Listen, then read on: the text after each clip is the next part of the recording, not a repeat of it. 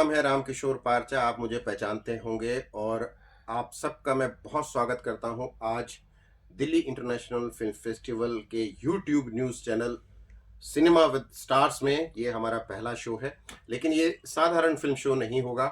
हम इस पर बात करेंगे, जैसे सिनेमा विद स्टार्स है, हम बात करेंगे जो सितारे फिल्मों से जुड़े हैं या जिनकी फिल्में रिलीज हो रही हैं, कैसे काम करेगा उनका भाग्य का सितारा, ग्रहों की चाल क्या होगी, नक्षत्र कैसे काम करेंगे, और जो कलेक्शन होता है बड़ा मोटा वाला पैसा वो कैसे आएगा, जो एक्टर्स हैं क्या उनका भाग्य चक्र उसमें काम करेगा। अगर हम पंचांग तारीखों के हिसाब से देखेंगे या ब्रह्मांड के हिसाब से देखेंगे तो क्या एक्ट्रेस का भाग्य काम करेगा या फिर निर्माता का भाग्य काम करेगा। और इन सब पर बात करने के लिए हमारे साथ होंगे सुप्रसिद्ध ज्योतिषाचार्य भरत शर्मा जी, जो आपसे बात करेंगे और हम इनसे पूछेंगे कि आखिर इस हफ्ते जो बड़ी फिल्म केसरी चैप्टर 2 रिलीज हुई है, और वो भी जाट की धमाकेदार एक्शन पैसा बटोरने वाले माहौल में, तो उस फिल्म का चुपचाप रिलीज होना, उसकी कलेक्शन, उसमें काम करने वाले सितारों के भाग्य वो कैसे रहेंगे, कैसे काम करेंगे नक्षत्र, और कैसे ब्रह्मांड में चमकेगा केसरी चैप्टर 2 का नाम, होगा या नहीं होगा, इस पर भी हम बात करेंगे। और अगर आप चाहें तो हम नंबर फ्लैश करेंगे भरत शर्मा जी का, आप उनसे अपने भाग्य के बारे में भी बात कर सकते हैं। लेकिन सबसे पहले सिनेमा विद स्टार्स आप देखते रहिए, और मैं भरत जी का बहुत स्वागत करता हूं। भरत जी, बहुत आपका स्वागत है हमारे यूट्यूब चैनल में सिनेमा विद स्टार। सबसे पहले तो मैं आपसे इसी के बारे में बात करूंगा कि इसका भाग्य कैसा रहेगा, जरा ये बता दीजिए। सिनेमा विद स्टार्स मतलब कि फिल्मों का आंकड़ा और उसके साथ में हमारे ज्योतिष के साथ वो मिलकर जो बना है। सबसे पहली बात तो उसका यही भाग्य है कि आप मेरे साथ हैं। अच्छा। जब आप मेरे साथ हैं और आप यूट्यूब के साथ हैं, चैनल के साथ हैं, तो भाग्य तो अपने आप ही चमक जाएगा उसका। इसमें आपको कौन नहीं जानता। अच्छा, तो मैं अब आपसे एक सीधे सा सवाल करूंगा। केसरी चैप्टर 2 अक्षय की फिल्म, चुपचाप, ना कोई प्रमोशन ना कोई ब्रांडिंग, भाग्य साथ नहीं दे रहा है, या पिछले हफ्ते जो रिलीज हुई है जाट, उसके धमाके ने दबा दिया है? ऐसा नहीं है, जैसे आप कह रहे थे कि इसमें यह है कि जो पिछली की 2 फिल्में अक्षय कुमार की हैं, उनको देखते हुए और आने वाले समय को देखते हुए जिस तरह से जाट चल रही है, फिल्म का जो सब्जेक्ट था वो बहुत ही संवेदनशील था। इसलिए कोई भी मार्मिक है, कोई भी कंट्रोवर्शियल ना करते हुए इस मूवी को, इस फिल्म को उन्होंने, डायरेक्टर ने, जो बहुत ही अच्छे डायरेक्टर, अभी नवोदित डायरेक्टर हैं करण सिंह त्यागी जी, उन्होंने इसको बहुत ही सिंपल तरीके से रिलीज करना अच्छा समझा, क्योंकि वो किसी की भावनाओं को आहत नहीं करना चाहते थे। लेकिन पंडित जी कोई तारीख तो होती है ना कि इस तारीख पर फिल्म रिलीज होगी, तो उसका कलेक्शन कैसा होगा, उसकी हिट कैसी होगी, ये सब तो देखा जाता है ना। नारियल फोड़ा जाता है, आपको तो पता है ना। मंदिरों पे पहले प्रेम चढ़ाए जाते थे। वो आपकी बात बिल्कुल ठीक है, लेकिन आजकल ये है कि नारियल सिर्फ मुहूर्त पे फोड़ा जाता है। रिलीज तो आपको पता है कि शुक्रवार को रिलीज होनी है फिल्म, पर इसमें ये भी नहीं था कि इस शुक्रवार को होगी या अगले शुक्रवार को। तो उसकी वजह क्या है कि बिना किसी अनाउंसमेंट के, जबकि तारीखें तय होती है, पंचांग देखा जाता है, राशिफल देखे जाते हैं, सितारों की डेट देखी जाती है, उसके बाद भी अचानक क्यों रिलीज की? फिर अचानक रिलीज करने का एक और भी कारण है। एक तो मैंने आपको बता दिया कि कंट्रोवर्शियल कुछ नहीं था। दूसरी बात ये थी कि ये थे नए डायरेक्टर।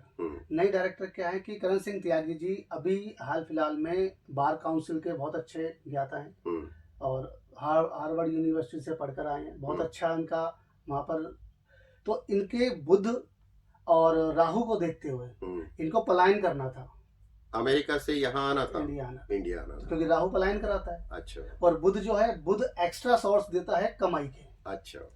तो इसलिए उन्होंने अपने आप को छुपाते हुए और ये उसको हो हल्ला ना करते हुए कि लोगों को बाद में पता चले कि मूवी किसकी। तो लेकिन अक्षय तो खुद ब्राह्मण फैमिली से हैं, उनका भी तो भाग्य चक्र काम कर रहा होगा ना साथ साथ। भाग्य चक्र काम कर रहा था क्योंकि शुक्र और शनि दोनों अच्छे थे इस टाइम पर कुंडली में, आए भाव में बैठे हुए हैं। पर दूसरा क्या था कि जो पिछले की 2 फिल्में थी, रक्षाबंधन और पृथ्वीराज चौहान, उसको देखते हुए उन्होंने अपने इस सब्जेक्ट को, जैसे केसरी फर्स्ट केसरी आई थी, उसमें उन्होंने एक अच्छा अफगानिस्तान से जो लड़ाई करी थी, 11,000 नवतों को हाँ, लेकर। That was a true story. ये भी ट्रू स्टोरी है हाँ। जलियांवाला बाग। तो इसीलिए उसको वो ना चाहते हुए भी इसको कंट्रोवर्शियल नहीं करना चाहते। नहीं, कंट्रोवर्शियल करना पंडित जी एक अलग बात है, लेकिन हर आदमी अपने भाग्य को, ज्योतिष को दिखाता है ना कि साहब देखिए मैं ये काम करने जा रहा हूं तो किस वक्त पर करना ठीक रहेगा, तो पंडित उसको बताते हैं। आपके पास भी दुनिया भर से लोग आते हैं,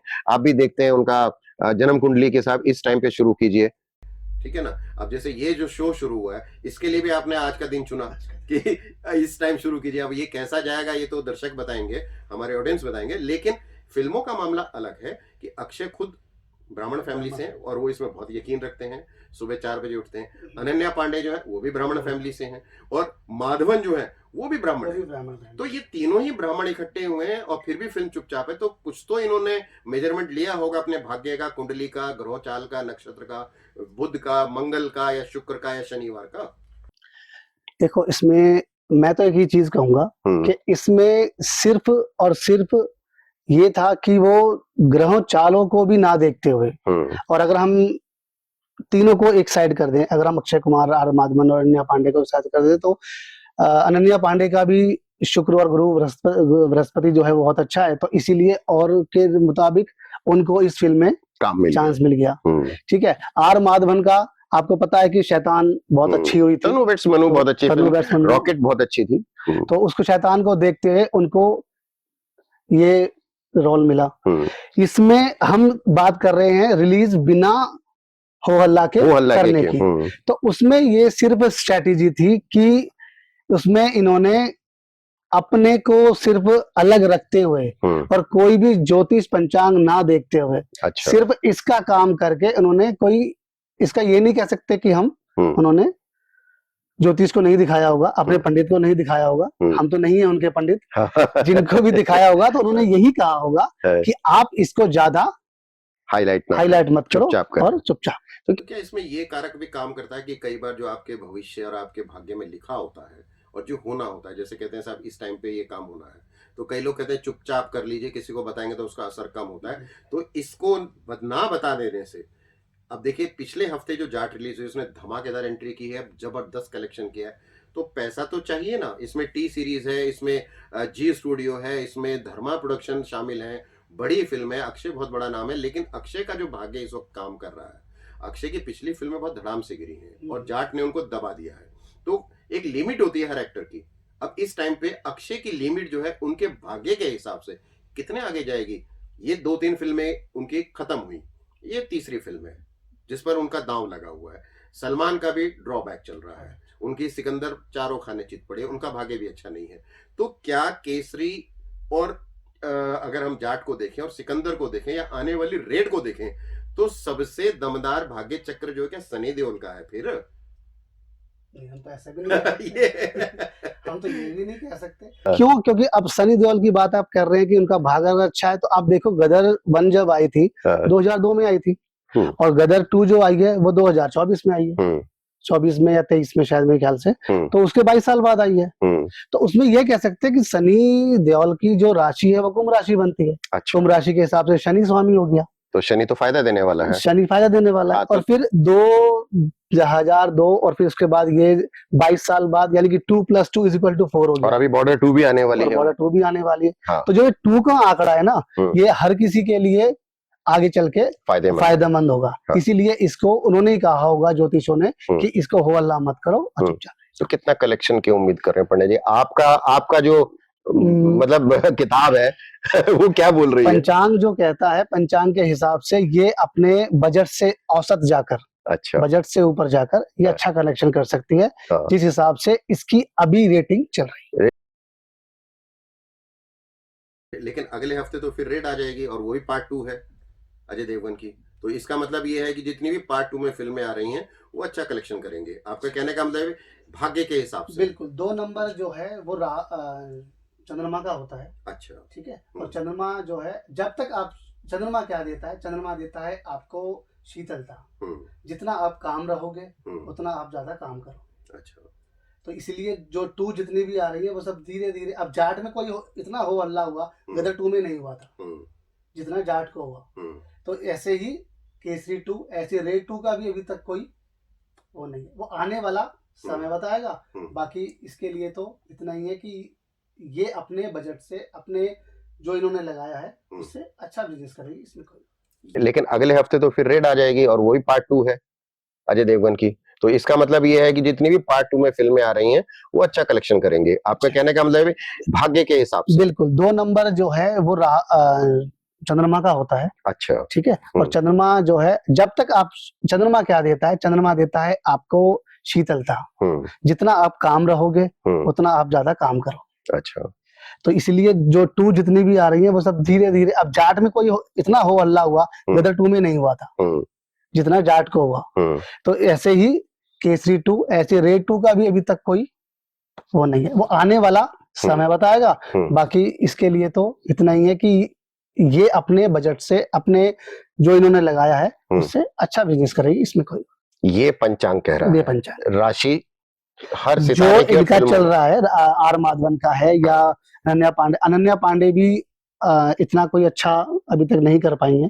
ठीक है। लेकिन उनका शुक्र और बृहस्पति अच्छा है, इसलिए ये बड़ी बजट की फिल्म, एक अच्छे सितारों के साथ फिल्म उनको। तो इस हिसाब से तो पंडित जी रश्मिका मंदाना का भाग्य चक्र बहुत अच्छा बहुत है। अच्छा बड़ी फिल्में कर रही हैं, सारी बड़ी फिल्में आई और सारी हिट गई हैं। देखो रश्मिका मंदाना का अगर हम बात करें तो उन्होंने जो भी फिल्में की हैं वो एक रेपुटेड एक्ट्रेस के साथ ही की है। ठीक है। या पुष्पा ले लो, पुष्पा 2 में भी है, पुष्पा में भी है। पुष्पा हिट थी। पुष्पा हिट थी, लेकिन पुष्पा सिकंदर तो फ्लॉप थी।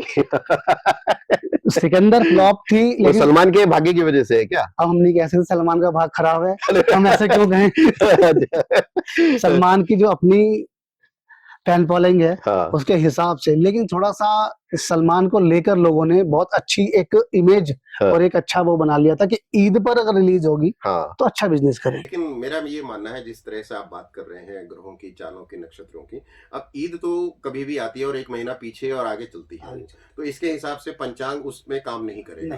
तो उसका जो निर्णय होगा वो सीधे सीधे दर्शकों पर होगा, वो भाग्य पर नहीं होगा। बिल्कुल।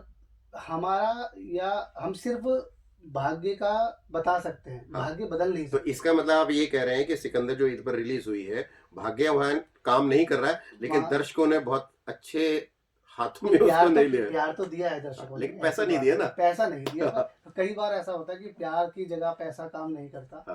तो अगर हम ये भी कहना चाहें कि अगर जैसे आप कह रहे हैं कि दर्शकों के, तो जैसे अब केसरी 2 को ले लो, कई बार हम कहते हैं कि भैया ये काम कर लेना, किसी को बताना नहीं। ज्योतिष के तौर पर अगर हम देखा जाए तो हम अगर उपाय बताते हैं, रेमेडी बताते हैं, तो यही कहते हैं कि ज्यादा किसी को ना बताकर इस काम को कर लो, आगे तुम्हें फायदा हो। मतलब भाग्य के डिस्क्लोजर्स ज्यादा नहीं होने चाहिए। लेकिन मैं एक यहाँ आपको डिस्क्लोज करूंगा, जो आप नंबर 2 की जो बात कर रहे हैं, आपको शायद पता होगा कि पिछले 1-1.5 साल में जो सबसे चर्चित एक क्षेत्रीय भाषा की फिल्म रही है वो दादा लक्ष्मीचंद रही है। उसका नेशनल अवार्ड मिला है और यशपाल शर्मा ने वो डायरेक्ट की है। उसका भी पार्ट 2 आने वाला है। तो क्या आप 2 के हिसाब से ये बता रहे हैं कि अगर उसका पार्ट 2 मैदान में आया तो जैसे पहली हिट गई उसकी और पहले उसने नाम कमाया और नेशनल अवार्ड मिला, सेकंड पार्ट भी कर सकता है? बिल्कुल कर सकता। ये चलते चलते पूछ रहा हूँ आपसे। मैंने बताया ना कि मैं भाग्य ज्ञाता हूँ, भाग्य विधाता नहीं हूँ। ठीक है। लेकिन ये है कि जो क्षेत्रीय भाषा की जो फिल्म है दादा लक्ष्मी, उसमें जो फर्स्ट पार्ट आया उसमें सारे के सारे जितने भी सितारे थे वो अपने आप में एक टैलेंट है।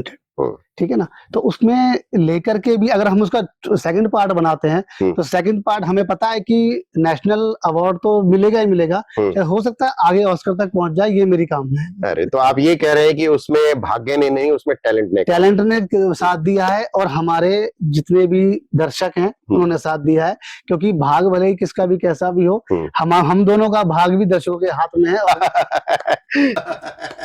चलिए पंडित जी, तो ये था हमारा केसरी चैप्टर 2 पर डिस्कशन और भाग्य चक्र और नक्षत्र और ग्रहों की चाल को लेकर कि कैसा रहेगा सितारों का भाग्य, फिल्में कैसे होंगी हिट, अगर हम उनकी कुंडली देखकर उन्हें टाइमली रिलीज करेंगे या स्टार कास्ट को भी उस हिसाब से हम कास्ट करना शुरू करेंगे, क्या होने वाला है।